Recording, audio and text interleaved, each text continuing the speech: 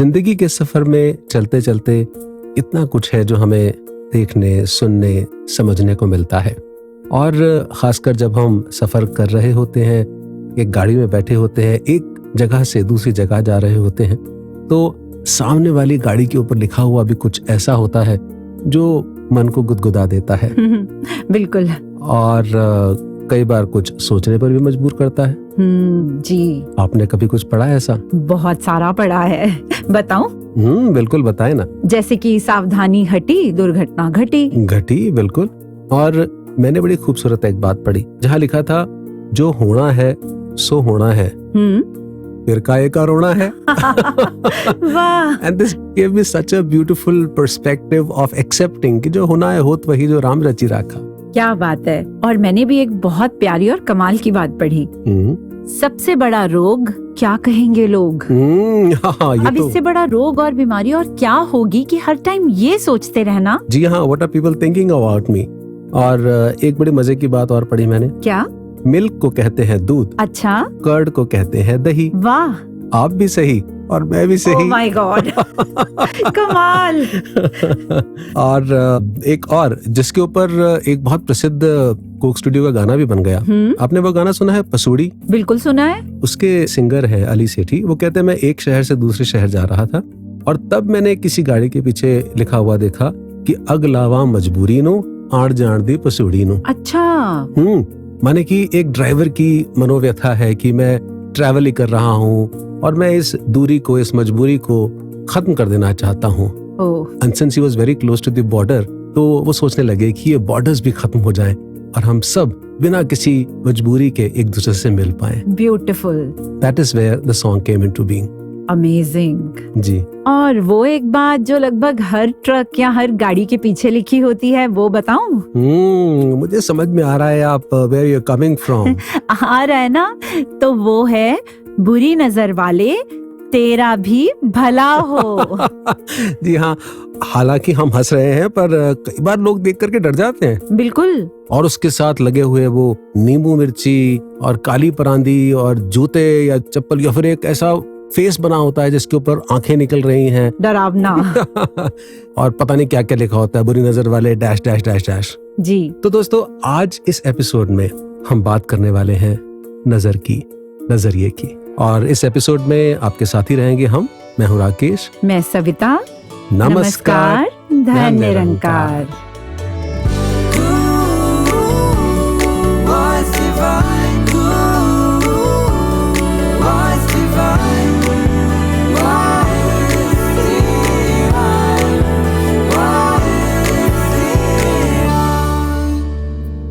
राकेश जी, बात चाहे नजर की हो या इस तरह की और भी कई सारी चीजों की जिन्हें हम भ्रम भुलेखे भी कहते हैं, तो होता तो सब अंधविश्वास है ना।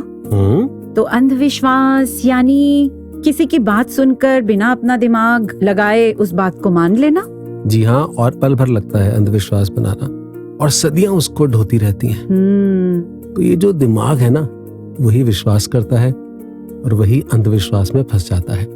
तो आज ये बात क्लियर करनी बड़ी जरूरी होगी कि विश्वास क्या है और अंधविश्वास क्या है। तो अंधविश्वास की कुछ और डेफिनेशंस जो समझी, सोची और पढ़ी, तो उसमें ये भी था कि वो जो पहले से घर में, परिवार में कोई मान्यता, कोई परंपरा, कोई प्रथा जिसे तर्क या कारण या विज्ञान द्वारा नहीं समझाया जा सकता, बस हो रहा है, करते चले जा रहे हैं। या फिर अगर भगवान को मानते हैं तो अपना कर्म ही छोड़कर भगवान के ही भरोसे बैठे रहना जी। और फिर उसके बाद भगवान को कोसना जब आपकी कम मेहनत पर आपको उसके अनुसार फल मिले, तो वो परमात्मा पे अंधविश्वास नहीं तो और क्या है। जी हाँ, मुझे लगता है अपनी आशाओं, आकांक्षाओं और कमजोरियों को कहीं ना कहीं ढांपने का काम हम अंधविश्वास के माध्यम से करते हैं। Exactly. Without any logic, rhyme और रीजन। यस, बिल्कुल।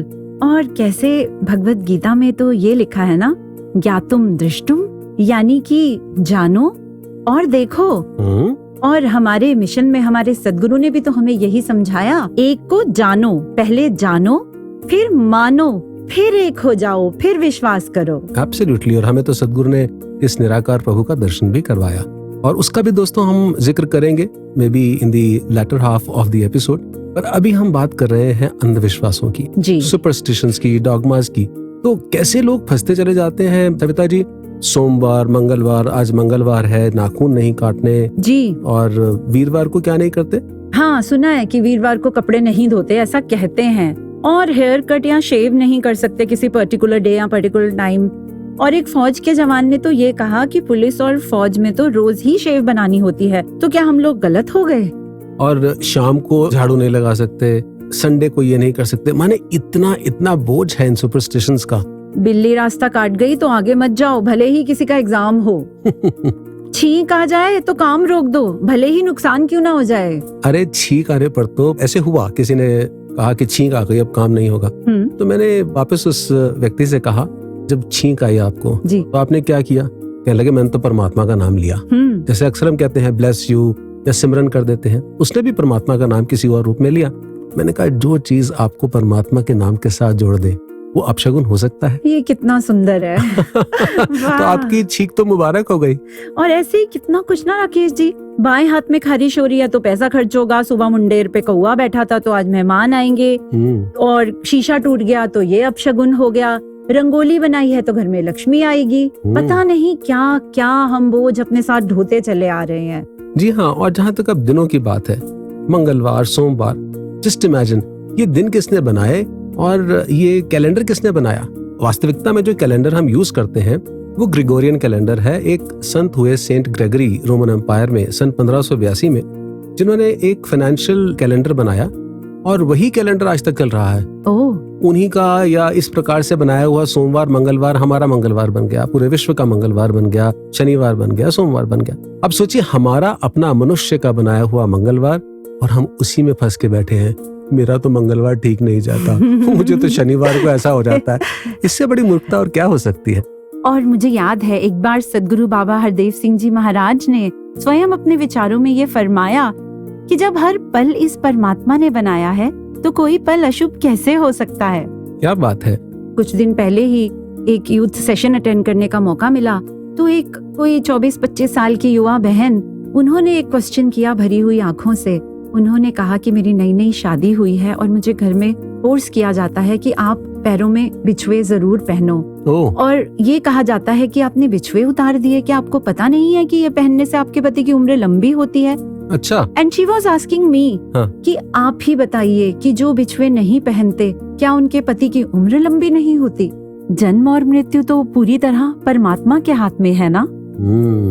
एक तो ये कि हम खुद फंसे हैं, और उससे बड़ी अनफॉर्चुनेट बात, एक मूर्खता की बात, कि हम अपनी आने वाले जनरेशंस को भी फंसाते चले जाते हैं।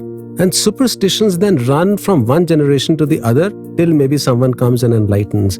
तो इसी प्रकार से सदगुरु माता सुदीक्षा जी महाराज और निरंकारी राजपिता जी के आशीर्वाद से NYS निरंकारी यूथ सिंपोजियम होते हैं जी, और वहाँ इसी प्रकार का प्रश्न आ गया कि क्या श्राद्ध में शादियां करनी ठीक है, वार त्योहारों के बारे में। तो सदगुरु माता जी ने जो उसका उत्तर वहाँ दिया, दास अपने श्रोताओं के बीच रख रहा है जी। सदगुरु माता जी ने कहा कि अगर श्राद्ध पक्ष में की गई शादियां अशुभ हैं और बाकी दिनों की शुभ हैं, तो इसका मतलब बाकी दिनों में जो शादियां होती हैं, द सो कॉल्ड शुभ मुहूर्त में शादियां होती हैं, उनमें तो कोई गड़बड़ होनी नहीं चाहिए, डाइवोर्स नहीं होने चाहिए। हाँ बिल्कुल, ये तो सही बात है। तो सदगुरु तो हमें हमेशा अविश्वास से विश्वास में और अज्ञान से प्रकाश में स्थापित करते हैं जी। और सदगुरु के ही लिखे ये वचन, ये फरमान, आइए सुनते हैं संपूर्ण अवतार वाणी के इस शब्द के रूप में। तू मालक, तू खालक मेरा, तुद आगे अरदास करा, तन मन तन सब तेरी माया, तन मन तन सब तेरी माया, पे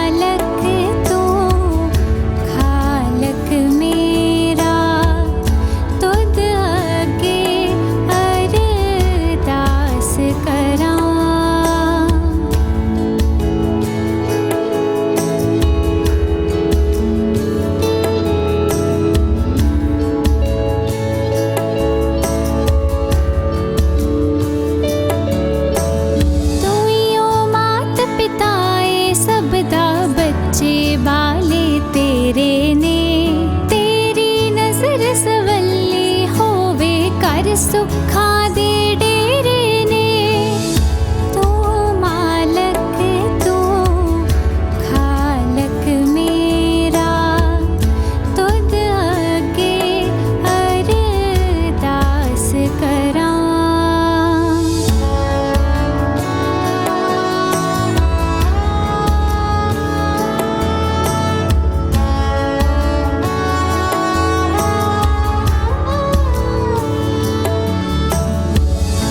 अंत न तेरा बूझे कोई तेरा रूप न्यारा तू चाहे सब तो ऊंचा तू चाहे सब तो ऊंचा तेरा एक सहारा तू मालक तू खालक मेरा तुद अगे अरदास करां।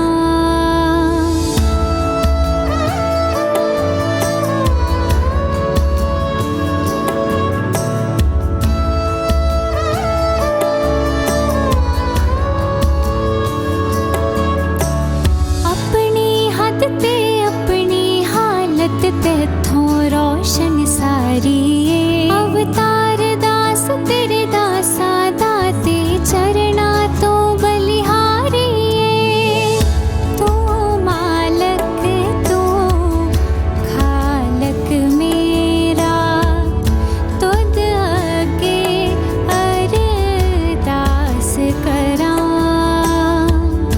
तू मालक तू खालक मेरा तुद अगे अरदास करां। सदगुरु के इस दिव्य संदेश के बाद आइए दोस्तों वापस लौटते हैं इस एपिसोड में जिसका विषय है बुरी नजर नजर वाले। तो सविता जी, बुरी नजर, मुझे नजर लग गई, मैं बहुत अच्छा दिख रहा हूँ तो नजर लग गई, मैंने बहुत अच्छा बोला या गाया, या मेरा घर बहुत सुंदर है, या मेरी गाड़ी मैं नहीं लेकर के आया और नजर लग गई, टीका लगा रहे हैं, एटसेट्रा एटसेट्रा। क्या नजर होती है? ऑनेस्टली स्पीकिंग मैंने तो ऐसा नहीं देखा कि वो कौन सी नजर होती है जो लगती है। पर हाँ, अगर हम विश्वास की बात करें तो ऐसे बहुत विश्वासी संतों को जरूर देखा है और उनके ऐसे अनुभव सुने हैं जिन्हें सुनकर अपना विश्वास पक्का हो जाए। तो सुनाइए। मेरे अपने घर की ही बात है राकेश जी। मेरी दादी हमें बताया करती थी कि जब मेरे पापा, चाचा, ताया जी सब छोटे छोटे बच्चे हुआ करते थे तो मेरे दादाजी के घर के बाहर एक पीपल का पेड़ था। अब उस पेड़ के बारे में भी बहुत सारी बातें हमने शुरू से सुनी है। हाँ, पीपल के पेड़ पर ही निवास होता है किन चीजों का। जी जी जी। तो दादाजी ने नया नया ब्रह्म ज्ञान प्राप्त किया था और बहुत उनका विश्वास। तो एक दिन सुबह जब मेरी दादी जी उठी और घर से बाहर निकल के सुबह मॉर्निंग में वहाँ झाड़ू देने लगी आंगन में, तो उन्होंने देखा कि पीपल के पेड़ के नीचे कुछ सामान पड़ा है, जैसे कि एक दाल और उसके साथ थोड़ा सिंदूर, नींबू। तो दादी जी तो झाड़ू छोड़कर वहीं बैठकर रोने लग गई जोर जोर से। अच्छा। दादाजी बाहर आए और उन्होंने कहा, क्या हुआ, रो क्यों रहे हो? तो दादी जी ने कहा कि ये देखो, लगता है कोई जादू टोना कर गया है, हमारे तो छोटे छोटे बच्चे हैं, अब क्या होगा? तो दादाजी ने दादी जी को डांट लगाई और उन्होंने कहा, ये रोना धोना बंद करो, कुछ नहीं होता, इतना बड़ा निरंकार हमारे साथ है, और चलो ये जो दाल पड़ी है ये उठाओ और आज रात को डिनर में यही दाल बनेगी। Oh my God. और दादी कहने लगी, कैसी बातें कर रहे हो आप, ये दाल मैं बना कैसे सकती हूँ? पर दादाजी ने तो जैसे जिद पकड़ ली, नहीं आज तो यही दाल बनेगी, मैं देखता हूँ। अच्छा। और वही हुआ। उस रात अंगीठी पे दादी जी ने वही दाल चढ़ाई, सुमिरन कर करके सभी को खिलाई, सब बच्चों ने खाई। और राकेश जी यकीन मानना, किसी को कुछ भी नहीं हुआ। ऐसा था मेरे दादाजी का विश्वास। क्या बात है। इसका मतलब नजर की शुरुआत मुझसे ही होती है जी। मेरा डाउट ही नजर को जन्म दे रहा है। If my spiritual immunity is low, ठीक है, इस संसार में अनेक प्रकार की एनर्जीज हैं, नेगेटिव भी हैं, पॉजिटिव भी हैं, but instead of focusing on the negative energy, why can't I focus on the positive energy. जी। मैं आपको एक और उदाहरण देता हूँ। अभी पिछले दिनों गुजरात जाना हुआ, हुजूर ने उस स्टेट की सेवा बख्शी है। हाँ जी। और दाहोद शहर में जब जाना हुआ तो वहाँ एक परिवार में गए जी। तो वहाँ बहन ने बताया कि 10-15 साल पुरानी बात है, सदगुरु बाबा हरदेव सिंह जी के वक्त की बात है। ओके। तो व्यापार में चूंकि वृद्धि कर रहे थे तो कोई कॉम्पिटिटर होगा जो जेलस था। अच्छा। और इनके घर में अचानक से चिट्ठियां आने लग गई कि हम तुम्हें तबाह कर देंगे, ब्लैक मैजिक कर देंगे, जादू टोना कर रहे हैं। और घर में वो सामान भी, कुछ सिंदूर और कुछ धागे, कुछ चावल पोटली में बांधकर ऐसे भी गिरने लग गए। अच्छा। तो अब ऐसा सब कुछ देख करके डर तो लगता ही है, लेकिन इस बहन का विश्वास सदगुरु पर अटल था। इन्होंने कहा कुछ नहीं होगा, सिमरन करो। वाह। कुछ दिन बाद इनके पति टूर पर जा रहे थे और फिर चिट्ठी आ गई, तेरा पति जा रहा है, ये वापस नहीं लौटेगा। ओह। लेकिन विश्वास किया और कहा आप दूर पे जाओ, निरंकार अंग संग है, सदगुरु अंग संग है, कुछ नहीं होगा। वाह। सब कुछ ठीक रहा।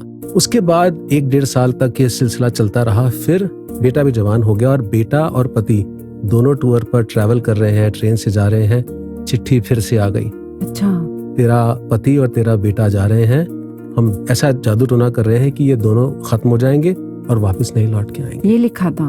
ये लिखा था। लेकिन उस बहन का विश्वास देखिए, उस परिवार का विश्वास देखिए। दोनों टूर पे गए और सदगुरु की कृपा से वापस भी आए। व्यापार तरक्की भी करता रहा। 3 साल तक ये सिलसिला चलता रहा। 3 साल के बाद उसी तरफ से चिट्ठी वापस आई और उस चिट्ठी में 50,000 रुपए का एक पैकेट था, एक सोने का सिक्का था और उसमें लिखा था कि हम ये जादू टोना कर कर के थक गए और हम तबाह हो चुके हैं। आप सच्चे, आप पूरे, आपका सदगुरु पूरा है। क्या बात है। और वो जो माया उन्होंने भेजी, वो लिखा कि ये 50,000 रुपए और ये सोने का सिक्का, बस यही अब हमारे पास बचा है। ये आप अपने सदगुरु के चरणों में नमस्कार कर देना और हमारी तरफ से क्षमा मांगना। और उस समय सदगुरु बाबा हरदेव सिंह जी वहाँ टूर के लिए भी गए थे और ये भी उस चिट्ठी में लिखा कि हम आज सत्संग में आएंगे, हमें पहचानने की कोशिश मत करना, हम आपके पूर्ण सदगुरु के केवल दर्शन करने आ रहे हैं। कमाल। रोंगटे खड़े हो जाते हैं सुनकर के कि हमारा सदगुरु हमें पूर्ण मिला है, कहीं हमारे विश्वास में तो कमी नहीं है। जी बिल्कुल। तो बात वही कि ताती वाव ना लग गई, पार ब्रह्म सरनाई, चौगिर्द हमारी रामकार, दुख लगे ना भाई। पूर्ण सदगुरु के साथ हमारा पूर्ण विश्वास रहे, दुनिया की कोई ताकत बाल भी बांका नहीं कर सकती। मुझे नहीं लगता राकेश जी कि इससे बड़ा हमें कोई और एग्जाम्पल अब चाहिए होगा एक गुरसिक के अपने सदगुरु पे विश्वास का। जी। और जरूर हमारे सुनने वाले सभी श्रोता भी जहाँ हैरान होंगे, वहाँ वो भी इस विश्वास से भरपूर हो चुके होंगे कि ये निरंकार कितना ताकतवर, कितना पावरफुल है। Thank you Rakesh ji for sharing this wonderful experience. तो ऐसा ही एक और विश्वास भरा अनुभव सुन लें जी, जो सुनाने जा रहे हैं बहन नवदिशा बजाज जी बेंगलोर से। जी।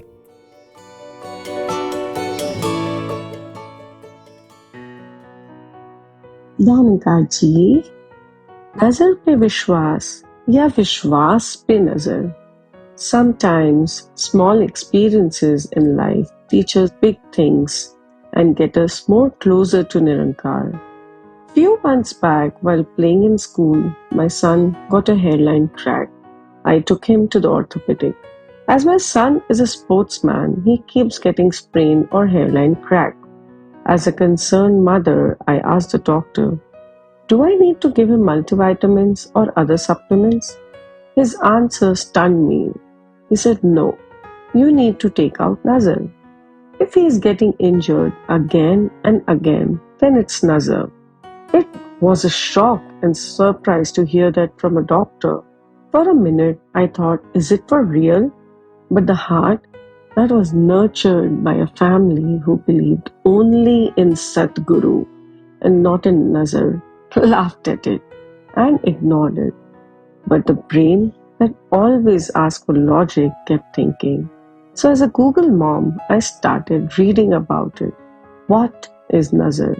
But before knowing what is nazar, let's understand basics. In physics, we learned anything that moves or stays has some or the other kind of energy. Energy means ability to do work. Here comes my heart that tries to convert everything spiritually. Thus, energy is the force that connects us to the universe and inner self. Like in physics, energy has both positive and negative form. Same ways, our emotions like joy, pride, success form positive energy, and emotions of sadness, jealousy, failure forms negative energy. Now let's answer the main question: what is nazar or evil eye? Nazar or evil eye is the negative energy that one attracts or passes on. Now, if nazar is real, that means we attract or pass negative energy to each other. But the positive energy that we possess can always take over the nazar. How do I keep the positive energy within me stable in all the situations? There is only one solution to this, and that is my connection with the Supreme Form Nirankar. No negative energy or evil eye can harm us if we keep our heart filled with God's love and prayers. By warding off the evil eye or thinking more about it will make us start liking it. And as a human trait, we use it as an scapegoat for all our failures and sadness. When doctor told me to ward off nazar from my son, I laughed at it and took it as a joke. I came home and asked my son. He said, "Mama, just give me Charnamrit and leave it to Nirankar." He ended by saying, "Mataji is there. She will always take care of me and give me strength to handle all the situations.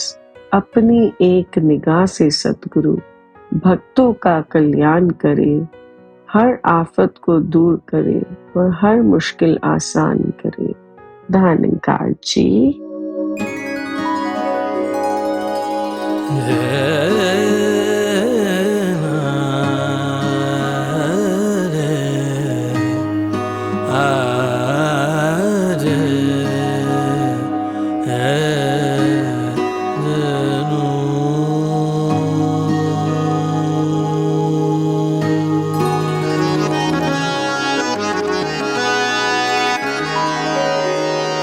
सतगुरु मेरे शहनशाह ते बणिया मेरा ईमान रहे।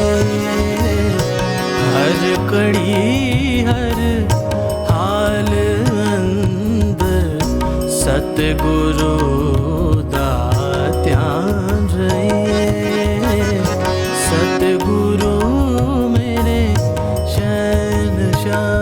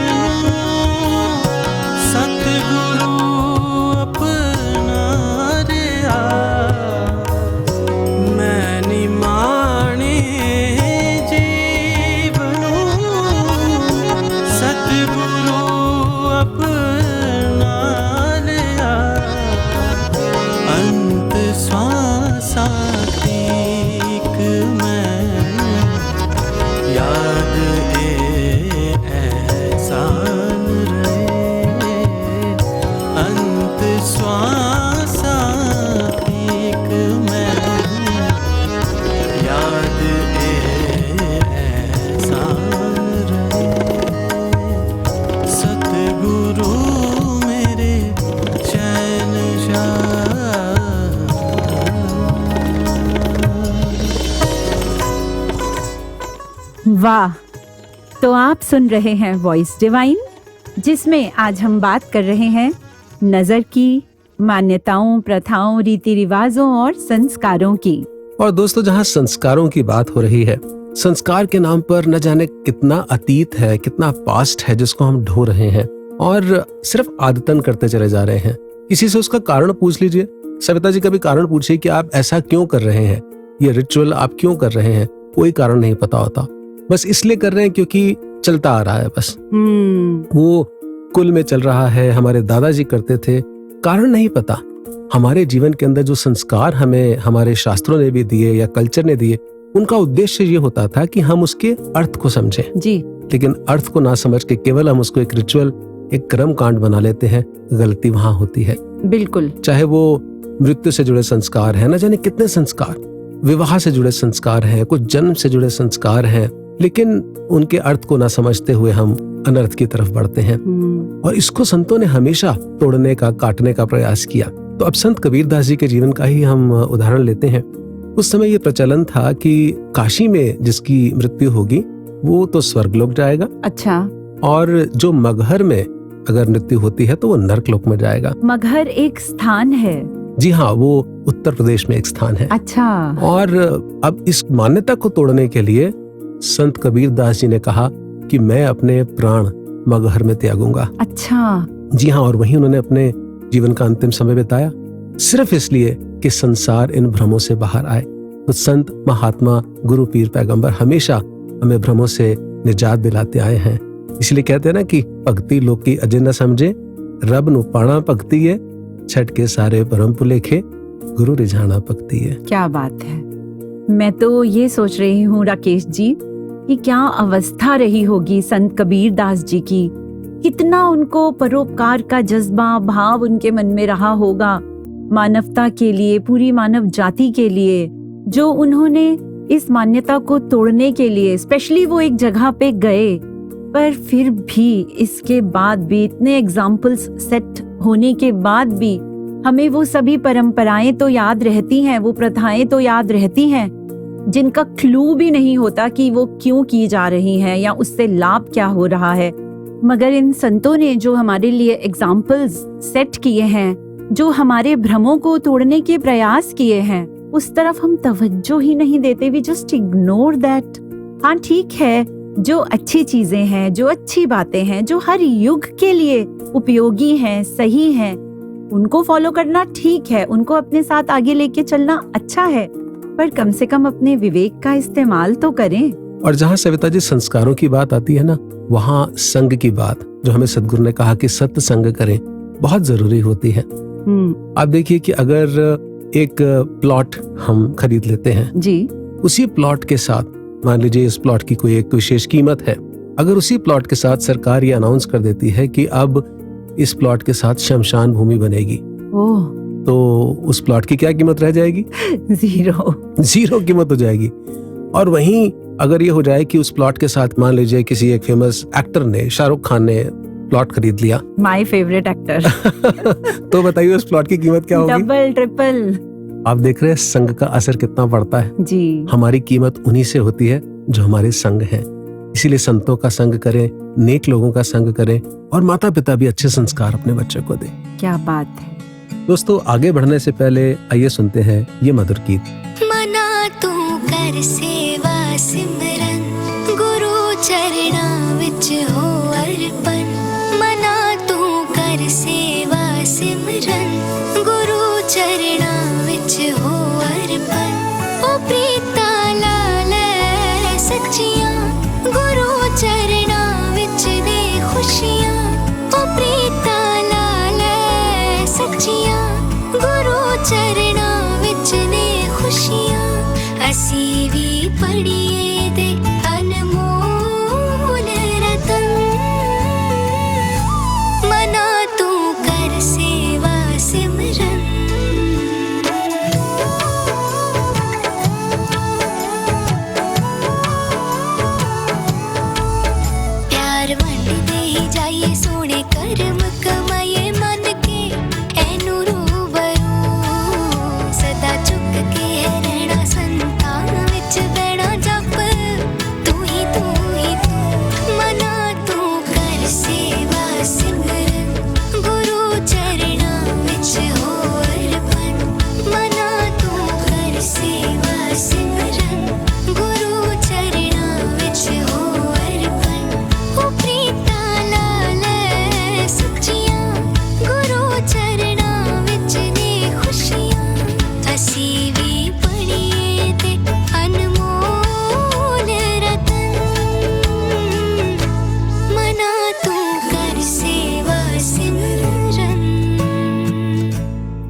इस section के बाद वार्ता में आगे बढ़ते हैं और ये समझने के बाद that it is important for us to always remain connected and thereby protected.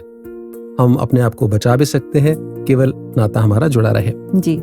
लेकिन सविता जी, कई बार नाता टूट सा जाता है, माया का प्रभाव है, प्रलोभन है, और ऐसे लगता है कि हमारा रिमोट कंट्रोल दूसरों के हाथ में है। हम कहते तो हैं कि I am free, we are citizens of a free country, और हम ब्रह्मज्ञानी भी हैं, लेकिन कई बार दूसरों का हमारे ऊपर इतना प्रभाव होता है, किसी ने कुछ कह दिया तो हम रिएक्ट कर रहे होते हैं, किसी ने थोड़ा सा वहम डाल दिया तो हम उसमें फंस जाते हैं। जीवन के अंदर उतार चढ़ाव आते हैं, अभाव आते हैं, सुख दुख आते हैं, तो हम उसके प्रभाव में आकर के ही न जाने कितने अंधविश्वासों को पाल लेते हैं। तो ऐसे में कैसे अपने आप को बचाया जाए? मैं तो राकेश जी यहाँ पर थोड़ा सा एक पहलू इसका दूसरा टच करना चाहूंगी कि it is very easy to blame others. हम कितनी आसानी से दोष दे देते हैं कि उसकी नजर खराब है, उसने मुझसे ऐसे बोला, उसका व्यवहार ठीक नहीं है, वो जेलस है मेरे से, हाँ वो ईर्ष्या करता है। पर हम कभी इस बात की तरफ क्या गौर करते हैं कि हम अपने साथ क्या करते हैं? एक बात याद आई, कुछ दिन पहले ही महात्मा वॉइस डिवाइन की रिकॉर्डिंग के लिए आए, तो उन्होंने एक अपनी आप बीती बताई कि कैसे उन्होंने कहा कि जिनसे भी मेरा अच्छा प्यार है ना, मैं बहुत क्लोज हूँ जिनके, तो उनके आगे मैं कुछ भी बोल देता था, ऐसा मैं किया करता था, मैं बहुत फ्री होके रहता था। तो वो किसी अपने मित्र के घर गए और वहाँ किसी ने बड़े प्यार से उनको एक शरबत नए तरीके का बना के दिया, बड़े उत्साह से कि उनको अच्छा लगेगा। तो कहते जैसे ही मैंने एक सिप पिया और मैंने एकदम ब्लंटली उनको ये कह दिया, ओहो ये कैसा शरबत है, ऐसे लग रहा है जैसे मैं कफ सिरप पी रहा हूँ। अच्छा। हाँ जी। और फिर ठीक ऐसे ही कुछ दिनों के बाद किसी और जानकार के घर गए, जब डिनर सर्व हुआ तो एक उन्होंने नई रेसिपी यूट्यूब से देख के कोई सब्जी बनाई थी। कहते जैसे ही एक चम्मच खाया मुझे अच्छी नहीं लगी, और फिर वही आदत, मैंने कह दिया ऐसे लग रहा है जैसे मैं कोई दवाई पी रहा हूँ, ये थोड़ा दवाई जैसा नहीं लग रहा, बाकी चीजें तो अच्छी बनी है पर ये सब्जी थोड़ी ऐसी है। और फिर उन्होंने कहा कि मुश्किल से 2 या 3 दिन बीते होंगे और उनको छिड़ गई खांसी। ऐसी खांसी कि इतनी दवाइयाँ पीने और खाने के बाद भी वो ठीक ही ना हो। तो उन्हें एक दिन कहते हैं मैंने सुमिरन किया और मैंने रियलाइज किया कि मेरे अपने ही शब्द तो ये निकले थे कि मैं कफ सिरप पी रहा हूँ, मैं दवाई पी रहा हूँ। अब ये सुनकर हमारे लिसनर्स कहीं इस वहम में ना आ जाएं कि हम जो बोलते हैं वो पूरा होता रहता है, ऐसा नहीं है। लेकिन ये तो एक सच है, ये तो किताबें भी कहती हैं कि हमारा अपना सबकॉन्शियस माइंड ही हमारी कही हुई बातों को, खासकर जिन बातों को हम बार बार रिपीट करते हैं, सच मान लेता है and it starts believing and working on it. Absolutely. इसी को अष्टावक्र गीता में कहा कि सत्यैव किवदन्ति या मति सा गतिर्भवेत्, क्योंकि हमारे ही विचार सविता जी हमारा पीछा करते हैं, हमारे ही शब्द हमारा पीछा करते हैं। अब देखिए बात जहाँ आती है नजर लगने की, जी नजर लग गई कि मेरा बच्चा बहुत सुंदर है, इसको नजर लग गई, मैं बहुत खूबसूरत लग रहा हूँ, लग रही हूँ, मैंने नया सूट पहना है, मैंने नया शर्ट पहनी है तो नजर लग गई, मैंने बड़ा अच्छा बोला, गाया, मकान, दुकान, गाड़ी, किसी चीज को नजर लग गई। अब सोचने की बात है कि सबसे पहला ख्याल इस बात का कि ये चीज अच्छी है, महंगी है, सुंदर है, यूनिक है, ये सबसे पहले ख्याल किसके मन में आया? खुद को। मेरे ही तो मन में आया कि मैं अच्छा लग रहा हूँ, मेरा बच्चा अच्छा लग रहा है, मेरा मकान बहुत अच्छा लग रहा है, ये गाड़ी बहुत अच्छी है मेरी। सबसे पहले नजर खुद मैंने ही लगाई। यानी अगर किसी को ये लग रहा है कि उसको नजर लगी है तो वो ये सोच ले कि सबसे पहले तो उसने ही अपने आप को नजर लगाई है। जी। अगर मैं ही ये कहूँ सचिप, अच्छा ये तेरी दी हुई दात है, ये आप ही की दी हुई अकल है, समझ है जिससे मैं बोल पा रहा हूँ, गा पा रहा हूँ, आप ही की दी हुई दौलत है जिससे गाड़ी आई है, सभी कुछ तो गुरु कृपा ही केवलम, सब निरंकार की बख्शिश से हो रहा है। अगर ये भाव आ जाए तो फिर नजर नहीं लगती, फिर नजारे देखने को मिलते हैं। वाह क्या बात है राकेश जी। जी हाँ। तो ना तो बहुत अहंकार करना है और ना ही अपने आप से ये कहना है, जैसा कि अक्सर कह देते हैं, आई एम अ फेलियर, मुझसे तो कुछ भी ठीक से नहीं होता, मेरे रिलेशंस तो हमेशा नाकामयाब ही रहते हैं, या मैं देखने में अच्छी नहीं हूँ, मुझे कोई पसंद नहीं करेगा। अरे तुम ही जब सबसे पहले खुद को पसंद नहीं करते तो कोई और किसी और की तो बात ही कहाँ आती है तो राकेश जी एक मूवी का डायलॉग पर मेरा फेवरेट है। कहिए, सुना दीजिए। हाँ, तो वो है कि जब हम अपने आप को पसंद नहीं करते ना तो अपने से जुड़ी कोई भी चीज अच्छी नहीं लगती, और जब अपने आप को प्यार करने लगते हैं तो वो ही पुरानी जिंदगी नई लगने लगती है। जी। तो we are all so beautiful, क्योंकि हमें परमात्मा ने बनाया है। Wow, the concept of self love. और मुझे लगता है इसीलिए जो हम बोलें, सुने, कहें, एक्सप्रेस करें, वो सब कुछ फिल्टर करके करना चाहिए। जैसे लाओ त्सु की वो बात है ना, watch your thoughts for they become your words, watch your words for they become your actions, watch your actions for they become your habits, watch your habits for they become your character, and watch your character for it becomes your destiny. Amazing, amazingly beautiful जी। तो इसी के साथ अब हम अपने अगले section की ओर बढ़ते हैं, जिसमें ये जानते हैं कि किसी चीज को देखकर उसे अज्यूम कर लेना, जज कर लेना, कंपेयर करना कितना आसान होता है, but how detrimental it is, कितना नुकसान हो जाता है।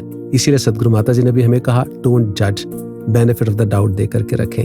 तो आइए इस अगले सेक्शन से जानते हैं किस प्रकार से हम नॉन जजमेंटल हो सकते हैं।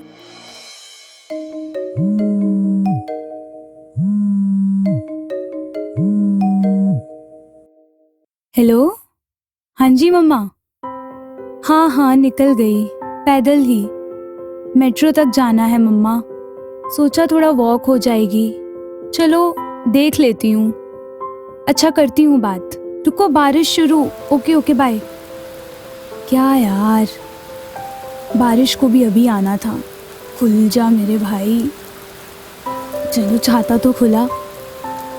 क्या देखूं यार, कोई ऑटो या रिक्शा है भी नहीं। अब तो वॉक करने का भी मन नहीं कर रहा इस बारिश में।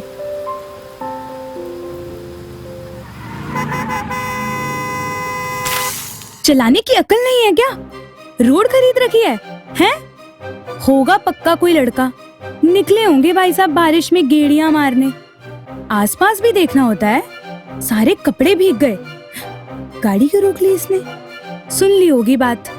आने दे, अभी सीधा करती हूँ। डर थोड़ी रखा है किसी का। लड़की है तो क्या कुछ बोल नहीं सकती? आजा बेटा तू। देखिए मैडम। आप देख के गाड़ी चलाइए ना भाई साहब। देखिए मेरे सारे कपड़े गीले कर दिए। I am sorry madam, but मुझे हेल्प चाहिए। पीछे गाड़ी में पेशेंट है, ही इज वेरी क्रिटिकल।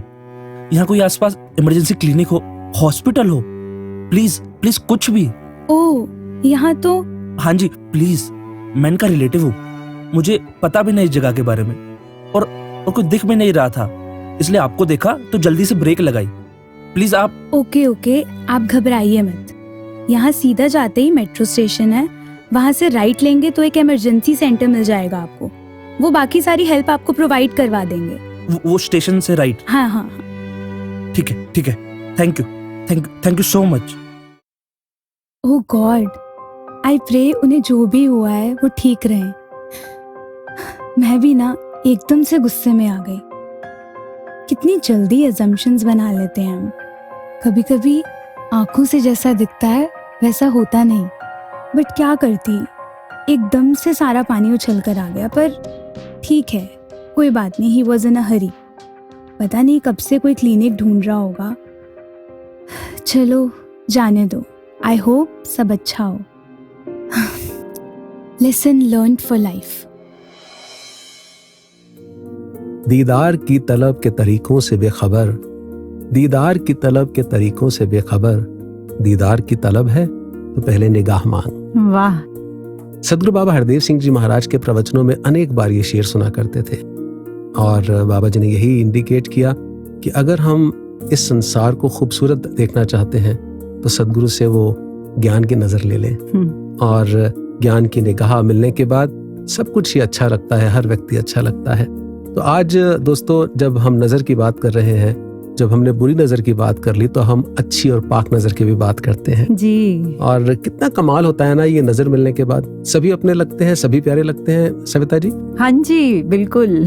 और हमें तो सदगुरु ने यहाँ तक कह दिया कि आपके साथ बैठा हुआ गुरसिख भी परमात्मा का ही, सदगुरु का रूप है। आपके मन में जो इच्छा है उसको निरंकार कीजिए, मन में वो भाव लाइए, आपका वो भाव भी पूर्ण होगा। ये कितनी कमाल का सदगुरु ने हमें गुर दिया है। जी हाँ, ये भी तो एक नजर है। और जब हम सदगुरु के दर्शन करने जाएं तो भी, क्योंकि ये शब्द थोड़ा सा डिफरेंट है, एक है देखना और एक है दर्शन जी।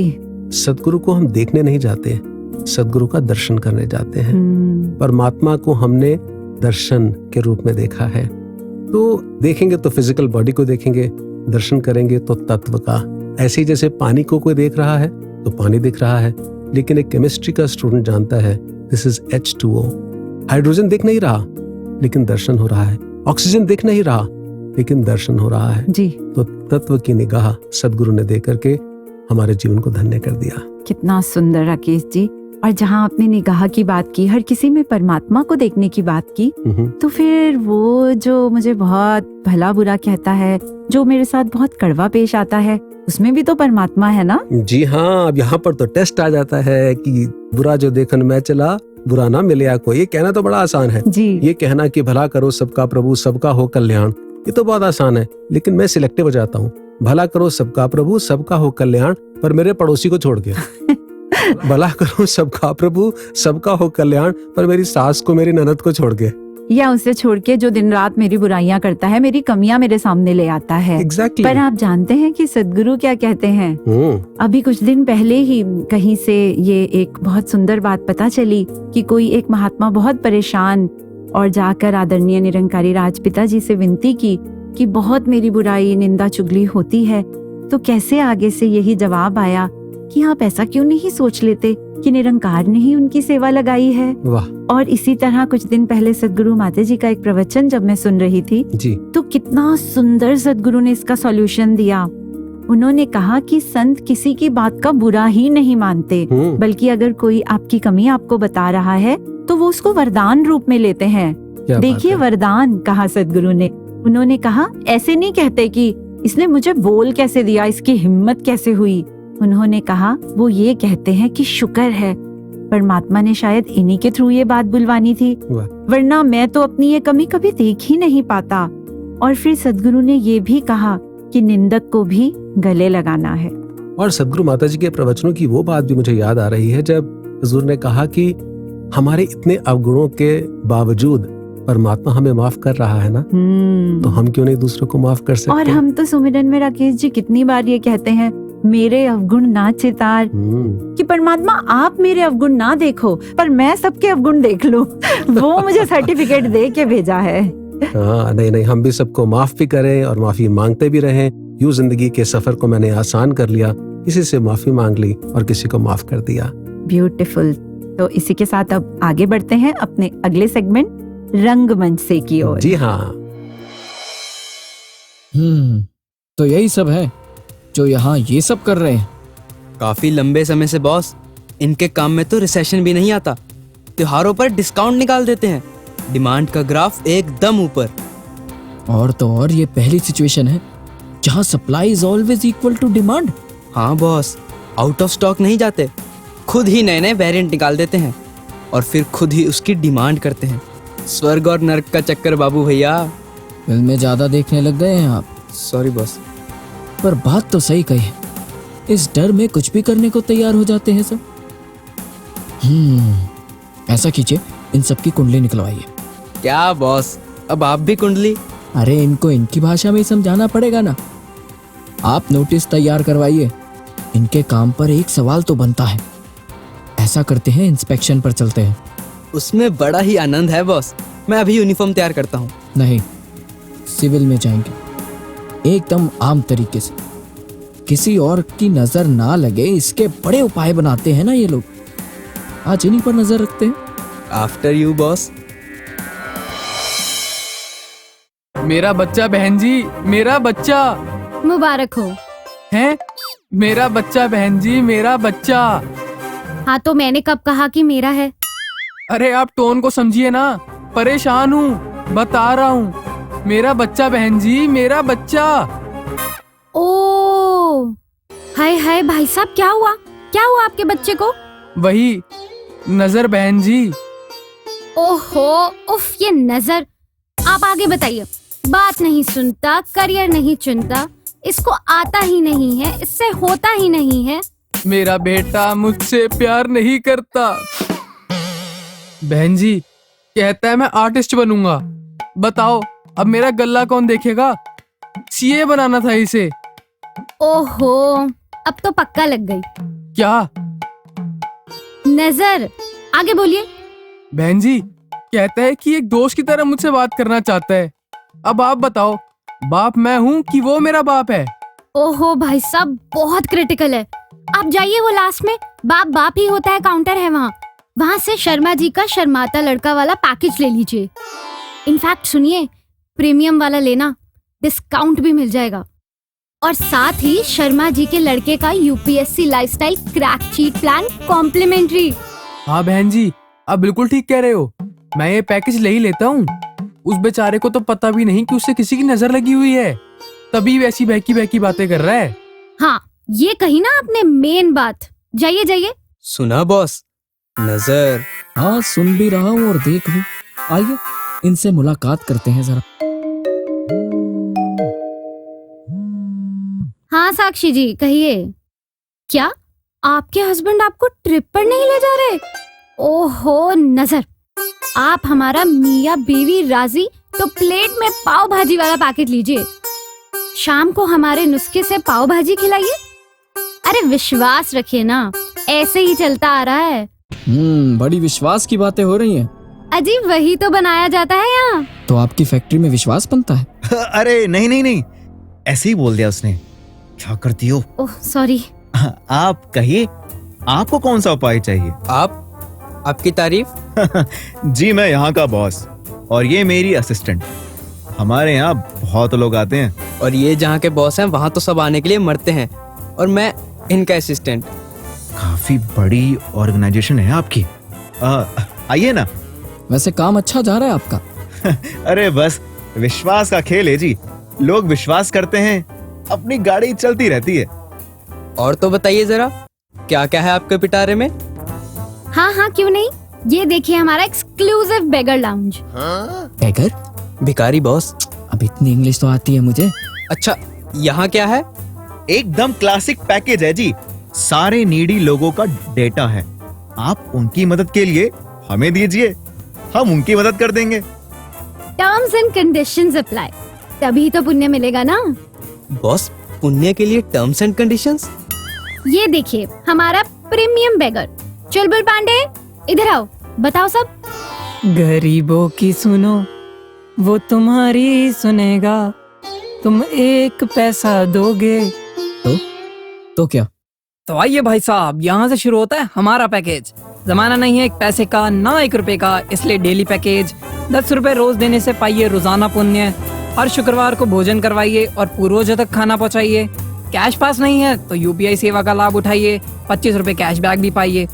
और हमारा प्रीमियम पैकेज 1100 रुपए के साथ दूध पिलाइए, नजर से मिले छुटकारा और स्वर्ग की गोल्डन टिकट पाइए। सुना बॉस, स्वर्ग की गोल्डन टिकट। यही नहीं, अभी और सुनिए, हम कुछ एक्सेसरीज भी देते हैं साथ में। बेटा चुलबुल। जी हाँ, पेश है कॉफी माचा अगरबत्ती, खुशबू फैलाए, तुम लो पुकार, अब होगी हर प्रार्थना स्वीकार। सुना बॉस, अगरबत्ती से अब होगी हर प्रार्थना स्वीकार। भाई साहब, आप ये सब कर कैसे रहे हैं? सिंपल है, भरम क्रिएट करना, उसके बाद डर आ जाता है। बाकी तो डेमो देती हूँ जी मैं। सी। ओ फूलमती, उधर रुको, तनिक मैडम बुला रही है, जरा सुनकर आती हूँ। हाय बहन जी, आप वही तो नहीं जो पीछे वाली सड़क से आती हो? पीछे? हाँ वही। बहन जी, आपके रास्ते में वो पेड़ भी तो आता है ना? पेड़? रास्ते में कोई ना कोई पेड़ तो होगा ही। हाँ, आता तो है एक। बहन जी, आपने नोटिस किया होगा, उसकी पत्तियां हैं। हाँ है। बहन जी, हरे रंग की। इतना हरा कैसे? हाँ, हम देखे हैं, ऐसा पूरा हरी चटनी ही बना दिया हो। और बहन जी, वो पत्तियां अपने आप हिल रही होती हैं। बॉस, पत्तियां तो हिलती ही हैं। हाँ, हम देखे थे, हिल तो रही थी। बहन जी, उस पे ना कुछ है, पर चलो हमें क्या, ओ पूत थोड़ी होता है। जाओ, आप लो जो आपको लेना है, ध्यान से। हाँ भाई साहब, आओ आप देखना। ए फूलमती, ए इधर आओ। का हुआ री लीला, लाउड स्पीकर ही बन गई हो। फूलमती, फूल हो तुम। हाँ, हिंदी वाला नहीं, अंग्रेजी वाला। जानती नहीं क्या, वो जो रास्ते से हम आते हैं उस पे पेड़ होता है ना एक। हाँ, पत्तियां देखी है, कितना हरा रंग। हाँ, ऐसा जैसे चटनी बना दी हो। अपने आप हिल भी रही थी। हाँ, देखे तो थे हम भी। तो क्या उस पे कुछ है? पर भूत थोड़ी होता है, डरना क्यों है ना? हाँ हाँ हाँ, डरना क्यों? क्यों भाई? ए लीला, क्या सोच रही हो? सैर करने का मन हो रहा था। ऐसा करेंगे, दूसरे रास्ते से चलें। हाँ हाँ, सैर हो जाएगी ना। मैं बता दूंगी बाकी मंडली को भी। क्या रे? यही, रास्ते में पेड़ है, पेड़ की पत्ती हरी जैसे चटनी, पत्ती हिलती है तो उस पे कुछ है। पर डरना थोड़ी है, भूत थोड़ी होता है। ये इन्फॉर्मेशन भी जोड़ देना, निडर बनो, ठीक है? हाँ, पर रास्ता ना दूसरा ही लेंगे। देखा बॉस, देखा, इसके साथ हम बढ़िया सा स्लोगन भी ऐड कर देते हैं। ये तो हमारी असिस्टेंट भी कर देगी। Very creative. हाँ हाँ, अभी बनाया है। नजर बदलिए, नजारे बदल जाएंगे।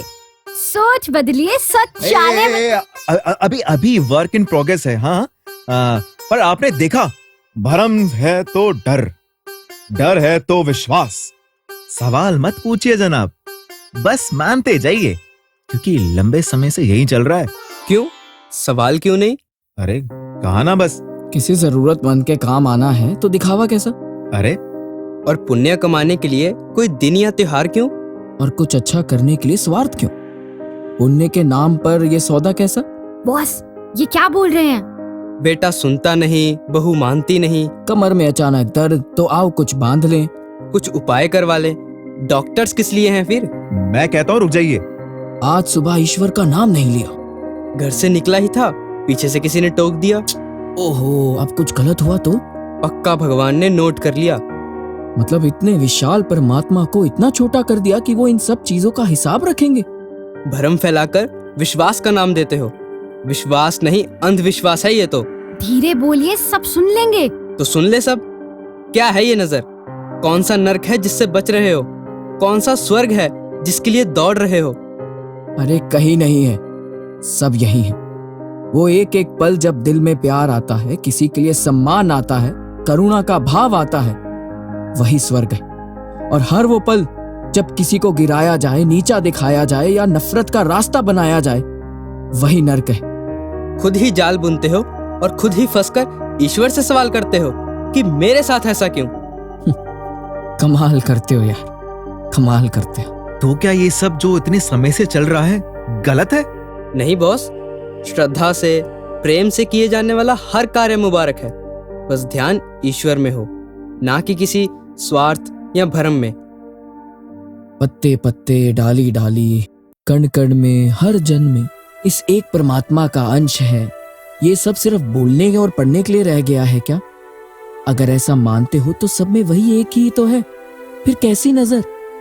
इसकी नजर में भगवान, उसकी नजर में भगवान, और हम सब इस एक की नजर में। बॉस, मैं तो कहता हूँ क्या ही कमाल है ना। खुशियां मनाओ कि हम इसकी नजर में हैं। इसलिए अंधविश्वास को विश्वास का नाम देकर भ्रम फैलाना बंद करो। और आप सब भी ईश्वर से सवाल करने से पहले खुद से करो। अरे लॉजिक तो समझो यार। चलो जी, फिलहाल ये रहा नोटिस। बंद करो अपना ये काम। इसी इंस्पेक्शन के लिए तो आए हैं हम यहाँ। क्या नोटिस? बॉस, ये क्या बोल रहे हैं? हाँ? आप लोग हो कौन? ऐसे कैसे? कौन है? अरे यही तो है। शांत शांत शांत। देखो, तुम्हें जो कहा गया है वही करो। बंद करो ये सब। और आप मिस्टर असिस्टेंट जरा साथ आइए। पर इनका क्या बॉस? देखो, ये सब तो इन्हें सोचना है। कोई इस बात से डरकर जीता है कि परमात्मा देख रहे हैं, तो कोई इस सुकून में जीता है कि परमात्मा देख रहे हैं। अच्छा, सॉरी बॉस, वो भावुक हो गया था। कितनी बार बोला है, सिविल में हो तो पहचान मत बताया करो।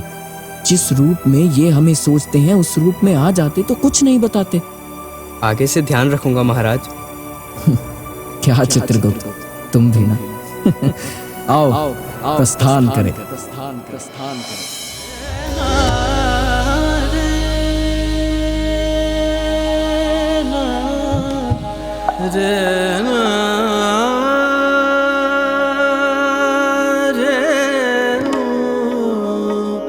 आ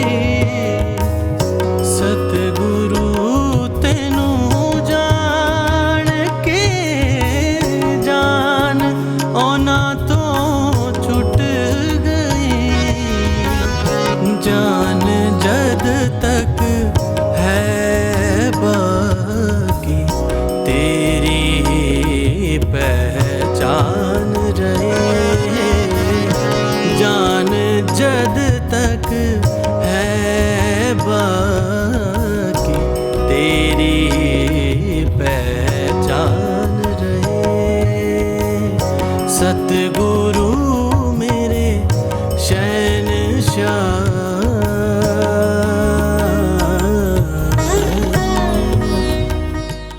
राकेश जी जी कहीं पढ़ा, एक बार एक शिष्य ने महात्मा बुद्ध से पूछा, भगवान आप हमेशा शांत कैसे रहते हैं? मुझ पर तो छोटी छोटी बातों का असर हो जाता है, डर जाता हूँ, परेशान हो जाता हूँ। भगवान बुद्ध ने उसे एक मिट्टी का पात्र थमाया और कहा, इसे पानी से भरो और ध्यान से पूरे आश्रम का एक चक्कर लगाओ, बिना एक बूंद छलकाए। शिष्य ने बहुत ध्यान से चलकर पूरा आश्रम घूमा। जब वह लौटा तो भगवान बुद्ध ने पूछा, रास्ते में क्या देखा? शिष्य बोला, कैसे देखता, मेरा ध्यान तो बस पानी वाले पात्र पर था। भगवान बुद्ध ने कहा, बस यही अभ्यास है। जब ध्यान पूरी तरह से अपने लक्ष्य पर हो, यानी परमात्मा पर हो, तो दुनिया का शोर, उतार चढ़ाव, सुख दुख आपको छू भी नहीं सकते। सुख और दुख, उतार चढ़ाव, यही तो है जीवन के टेस्टिंग मोमेंट्स। एक बार एक घर में किसी महिला ने नॉक किया।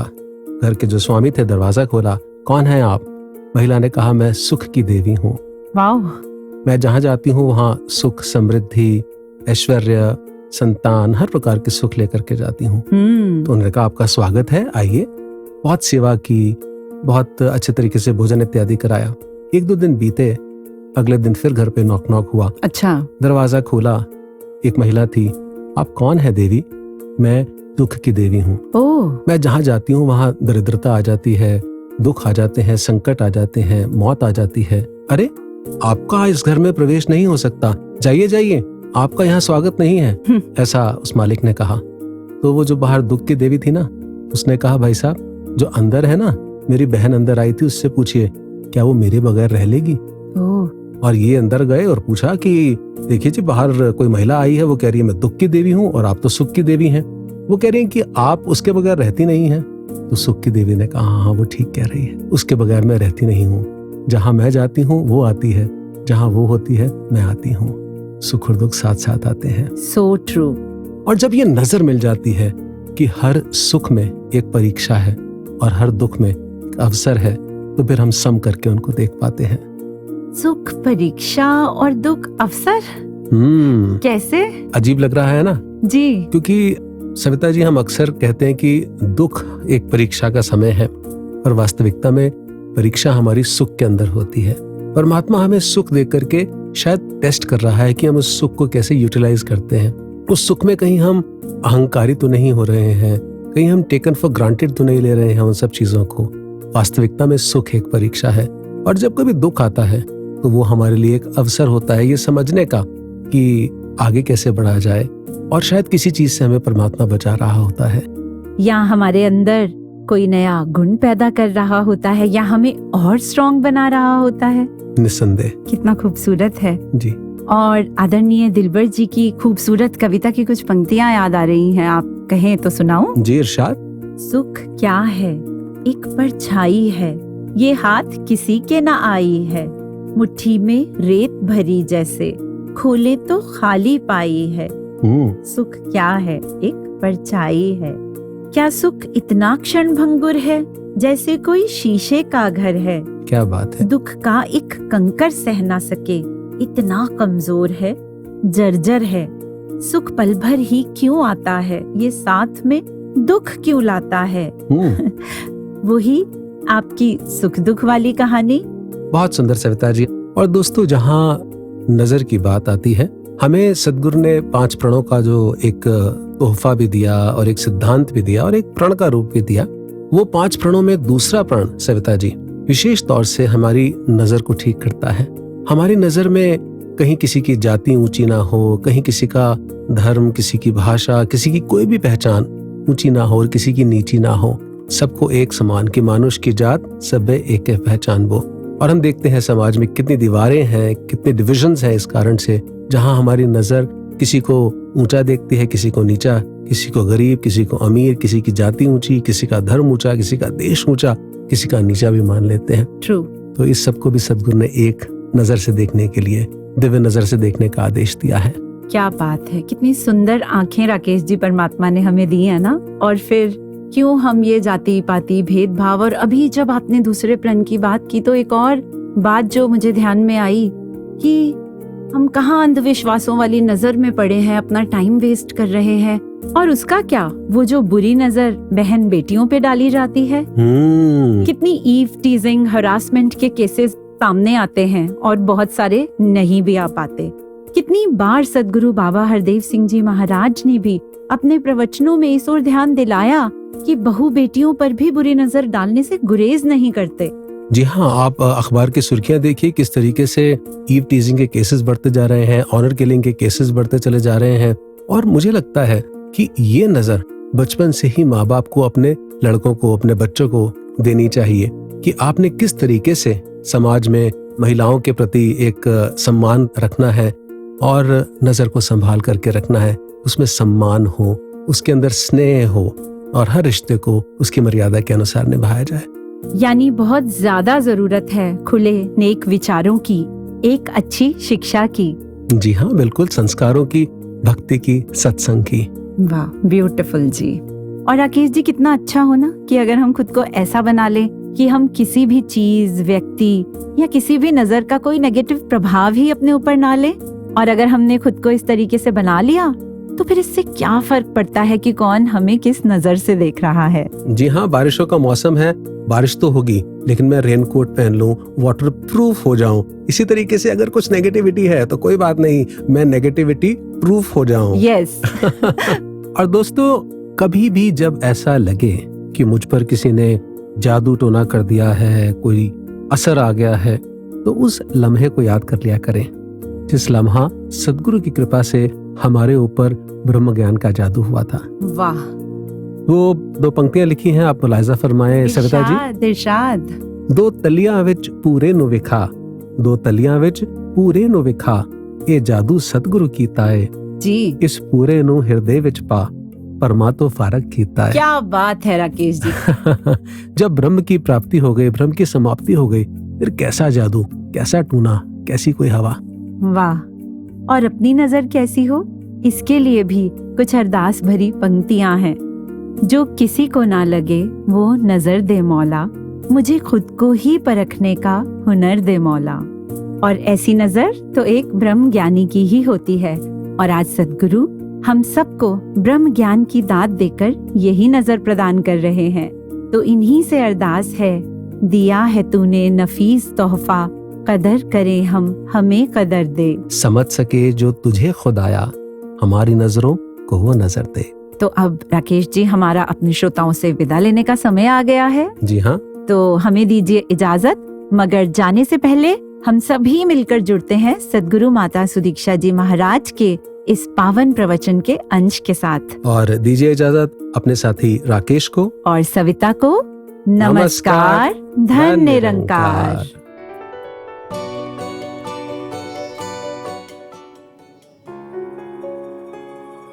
अगर वाकई ही परमात्मा से प्यार है तो हर एक इंसान से प्यार होगा, क्योंकि हर एक इंसान में ये परमात्मा है, ये आत्मा रूप अंश हर एक में। और कैसे फिर हर कोई ये मोक्ष का हकदार है, ये खुद ही परमात्मा समान है। तो भाव हमारे, नज़र हमारी, नज़रिया हमारा, तो हर एक को कैसे आदर सत्कार से देखना है। चाहे एक किसी को बहुत करीब से जानते होंगे तो उनकी एक अच्छाइयाँ कमियाँ सब दिखती होंगी, पर अपनी अंदर हमने क्या धारणा बना के रखनी है? क्या उनकी कमियों को ही सब कुछ बना लेना है, या वाकई ही उनकी अच्छाइयों पे भी देखना है? वो जजमेंटल हो जाते हैं अक्सर जब किसी को बहुत करीब से जान लेते हैं। और वहीं जो इंसान हमें पता नहीं कौन है, उसके लिए मन बहुत ही न्यूट्रल होता है, मन में अभी कोई धारणा उस तरह से नहीं बनी होती और एक उस रूप में नहीं उसके किरदार को देखा जाता। तो बात वही कि अगर हम किसी और के प्रति ये कर सकते हैं तो अपने करीबी के प्रति क्यों नहीं? फिर हम ऐसा क्यों मान लेते हैं कि ये इंसान तो ऐसा ही है, ये जीवन में कभी बदल नहीं सकता? तो बात वही कि हर किसी को इस दातार ने जहाँ सोजी बख्शी है, एक उनके स्वभाव में अलग अलग तरीके बख्शे हैं, तो वो स्वभाव शायद हमें पसंद ना भी हो, तो भी ये ज़रूरी नहीं कि हमें पसंद नहीं तो वो स्वभाव गलत स्वभाव है। तो बात यही कि हर एक में एक जब परमात्मा दिखता है तो सभी अपने दिखते हैं, सभी का स्वभाव अच्छा लगता है, सभी पूजनीय लगते हैं। तो ये नज़रिया हमें अपने अंदर लाना होगा कि एक समान, ये समदृष्टि का भाव, कि एक अगर हम चाहते हैं कि हर तरफ सुकून हो, अमन हो, शांति हो, प्यार हो, सत्कार हो, तो वो हमें भाव पहले अपने अंदर लाने होंगे। नजर अगर जाए मेरे मौला तो जाए अपनी ही खामियों पर।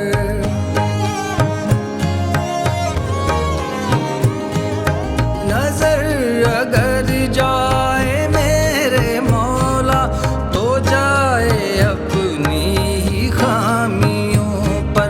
ना अब गुणों पर निगाह डालें, तेरे सरोवर के हंस होकर चुने हमेशा गुणों के मोती।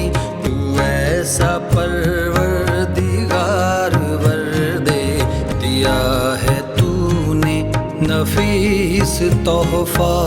कदर करें हम, हमें कदर दे दिया है तूने नफीस तोहफा। कदर करें हम, हमें कदर दे। समझ सके हम तुझे खुदाया, हमारी नजरों को वो नजर दे दिया है तूने नफीस तोहफा। कदर करें हम, हमें कदर दे दिया है तूने नफीस तोहफा।